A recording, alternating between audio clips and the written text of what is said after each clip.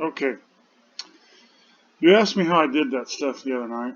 Well, it's really not just one keyboard controller. There's a whole bunch of them.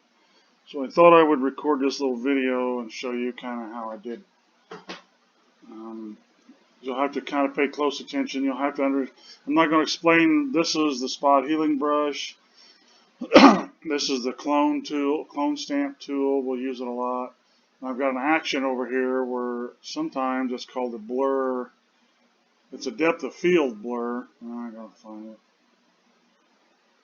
But anyway, right here, depth of field blur brush. I'll actually use that and it'll turn the background into a blur and it helps you get rid of that. So anyway, just I'll talk through some of this and you can kind of get an idea. Like on this one, obviously I always want to make another layer because you're going to work on that layer. In case you screw something up, you can always still have the original. Not to mention, sometimes I'll do something and I won't like it, so I'll back up a step and go from there. So like here, so over here we'll start, use the spot healing brush.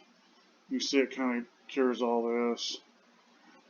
The spot healing brush will work on a lot, but there are sometimes it'll just be the blur brush. I really recommend you. These are good shots. The background is really blurred, and that helps a lot to get rid of some of the hair because you can blur some of this hair a lot, and it will just literally blur it right out. You'll see. So there's really not one technique that I'm using. Now I know you're seeing what I'm doing. You see how it kind of this messes it up a little bit, but we'll fix that eventually. Once again with the blur brush tool, with the clone stamp, etc. So I try to get as much as I can. Now like this big old hunk of hair over here, there's really no good way to clone stamp that. So the easiest thing to do would be to go up here and go to your liquefy tool. And once I'm in liquefy, I'll actually use this. This here paints on any place you do not want anything to move. I'm sure you know what the liquefy tool is. This helps you just keep, so where I'm putting this, that means nothing is going to move when I liquefy it. You'll see here, I'm going down to here. So you really want to do this because you really don't want to oblong or head or anything like that. So once we, and I'll use it over here. So now that I've got that, I'll literally go over here and just push this whole hunk of hair in to where it doesn't even show hardly. And then we'll come back here in a bit and clone stamp it. You won't even see it. I can do that up here also. You just got to kind of be careful. Like this little hunk of wad over here. Some of this I can do that over here.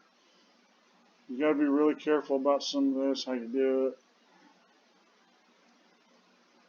You got to be careful, like up here, you don't want to distort the line like that because then you'll really see, people will understand like, oh yeah, there's something there. That was me backing up a step, in case you wondered what that was. So you bring this all down. So you can see we've done pretty good so far. We just kind of got to fix some of this stuff over here. I'm not sure how this will turn on.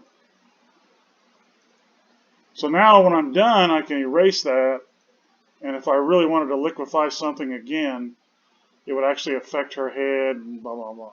Now you can see it leaves this little section right here, which will clone stamp this here in a bit.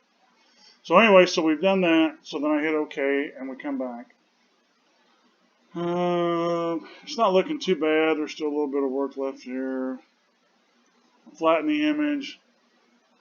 I'm going to get the clone stamp tool and we're going to zoom in. We're going to clone stamp her hair. Clone stamp literally means what it is. I'm going to take a section of her hair here. I'm like, I did this over here. I think when I did this in that picture. So now I'm just kind of, you see how I'm clone stamping it, moving it right in there. Can't even hardly tell it. When you take a good portrait picture, one of the things I really try to do is make sure I blur the background enough so that I can get rid of the hair and stuff like that. Because obviously, windy days, you can't control the weather around here. It's going to roll on. So now, also, if you look, you can see there's the same pattern over and over and over. So then I will come back in with the spot healing brush. Just kind of mess this up a little bit to where it takes out the pattern. You don't really see it. I can come up here, get rid of this hunk of hair, blah, blah, blah. Maybe get rid of these patterns. Get rid of that. Yeah. So there. Now I'm going to try this blur brush on this side of her hair over here.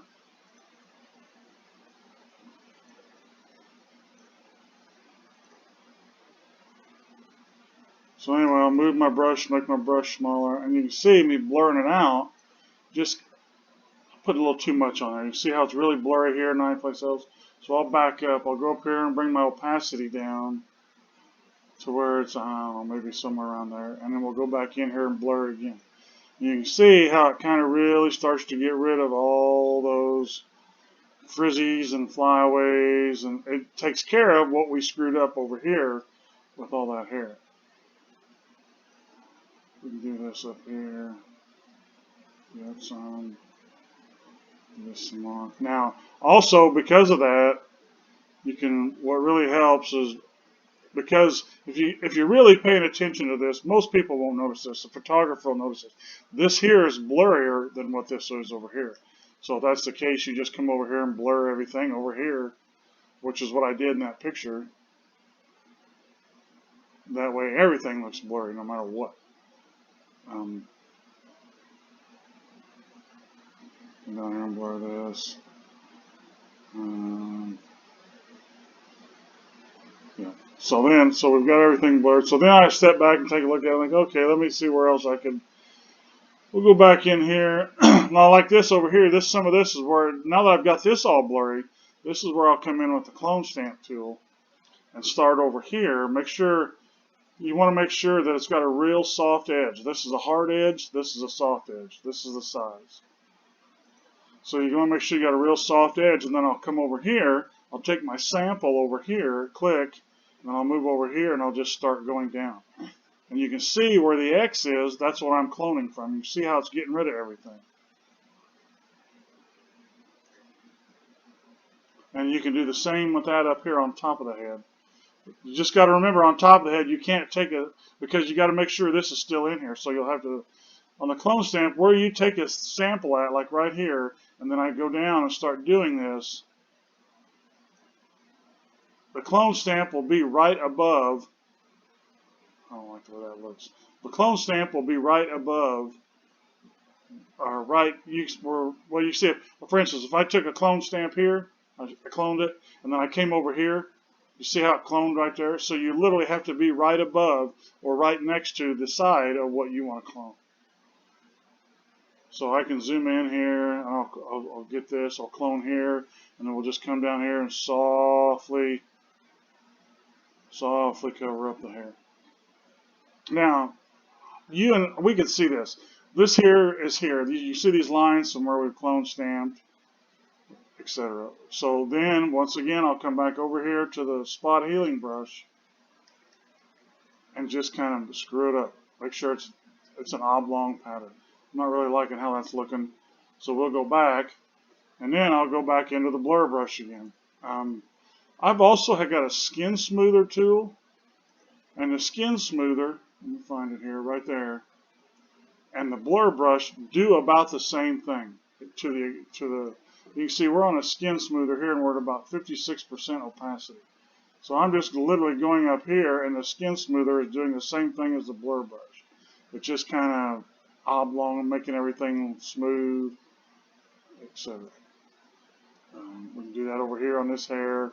I used to have a brush tool that worked great for stuff like that, but I've lost it. In the computer switches or hard drive switches, you could blur or something, and the blur would really take out the finite hair, so it worked great. But now, so we just got to go back in here and still fix this somehow. So I'll come over here to the spot healing brush, and I'll go to my patch tool. I'll come up here and go over here and circle this. So I want to do something different. I'll just move this over here. And you can kind of see how it takes it away. And once again, I go back to the blur brush and find it back up here.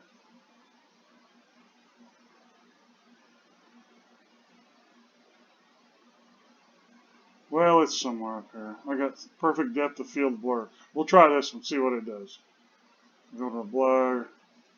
You see how it blurs everything up. I actually take my opacity up, move it up. You see it kind of blurs everything up. And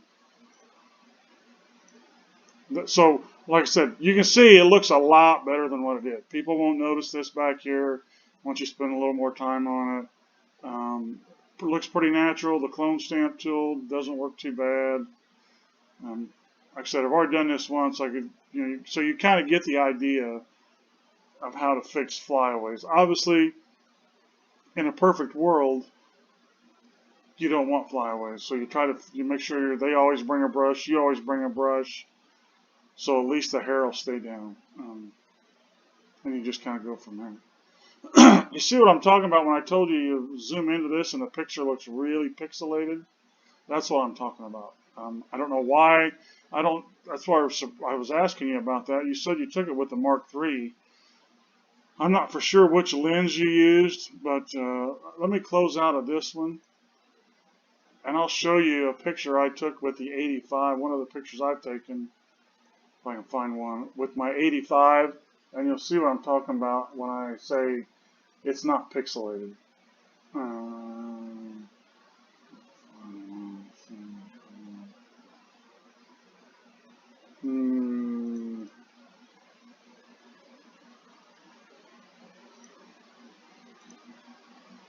I'll open this one up and you can see